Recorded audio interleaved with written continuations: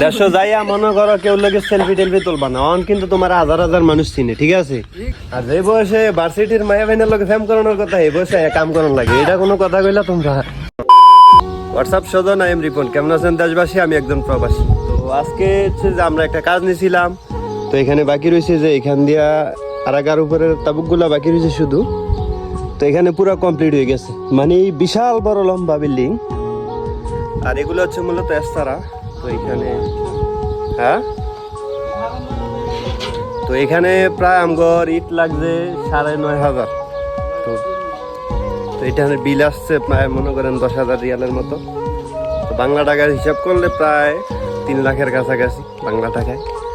তো আবার ৩ লাখ টাকা আমাদের নিজের না, ওইখানে আমরা লোক নিয়ে কাজ করাইছি। তো এখানে মানুষেরও টাকা দিছি, আমাদেরও বেতন আছে। তো আজকে এখানে কাজ কমপ্লিট। তো আরেকটা কথা বলি যে মানুষ কেন বিদেশ আসতে চায়।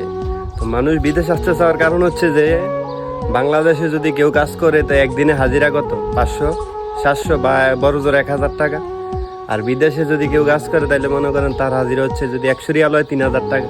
তো এই কারণে মানুষ বিদেশে আসতে চায়, কারণ বাংলাদেশের সর্বোচ্চ হাজিরাও ৫০০, ৮০০ এরকম। তবে বিদেশে একদিনে হাজিরা কাজ করলে যে আপনার ১০০ রিয়াল হলেও ৩,০০০ টাকার উপর এরকম বা।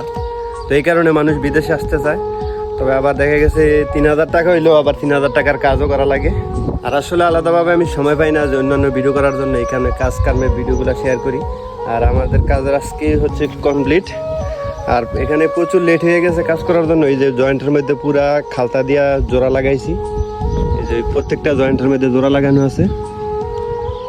আর এগুলো হচ্ছে যে মাজরা এলাকার কাজ, তো এই কারণে একটু রেট কম কাজের। যদিও যদি শহর এলাকার মধ্যে হইতো হয়তো বা কাজের রেট আর একটু বেশি পাইতাম, তো মাজরা এলাকার মধ্যে এরকম হচ্ছে রেট। যাই হোক, ব্যাপার না, দেখা গেছে বৈশা থাকারতে কাজ করে খাওয়া ভালো।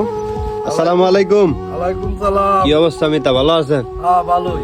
দেড়শো যাইয়া মনে করো কেউ লোকে সেলফি টেলফি তুলবা না, অন কিন্তু তোমার হাজার হাজার মানুষ চিনে, ঠিক আছে?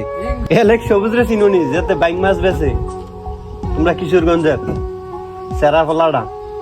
আরে হ্যাঁ আইবো না আমার দ্বার। ওরে খাইয়া দিস, হ্যাঁ আসেন না আইবো। কি একটা ভাবে আছে দেখছেন মিতায়, হেরা এলেক সবুজ আইব তোমার দ্বারো। হ্যাঁ, কিচ্ছু অনদ নমুনা কিচ্ছু দেখছো না মিতা, টিকটকের পরে উকা পাইব।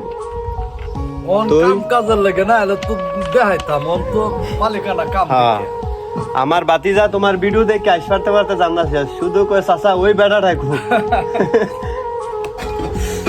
তুমি কয়ে দাও লাইক কমেন্ট শেয়ার করে দিয়েন, বাস কয়ে দাও। লাইক কমেন্ট শেয়ার করবেন। হ্যাঁ, সবাই। আপনার কাছে এই আশা করি। আরে বিড়িটা পকেটে পুরো আয় হায় হায় হায়।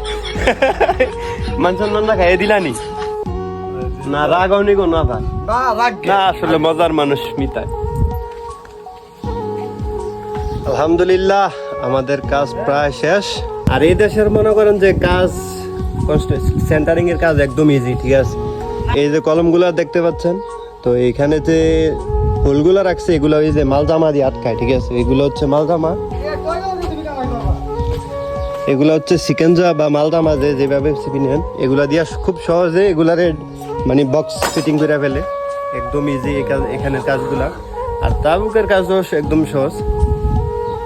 তো আমাদের কাজ শেষ, আর হচ্ছে যে প্রায় ৮-১০টা তাবুকের কাজ বাকি রয়েছে শুধু এখানে।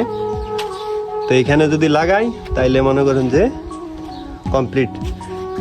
তো অলরেডি মনে করেন কি ৪২ ডিগ্রি তাপমাত্রা আইসা পড়ছে, শরীরের অবস্থা অনেক ব্ল্যাক ডায়মন্ড হয়ে গেছে। আর তো ২২ দিন রয়েছে এখান, মনে করেন ৩-৪ মাস আলাতুল বেশিরভাগে রোদ পড়বো বেশি।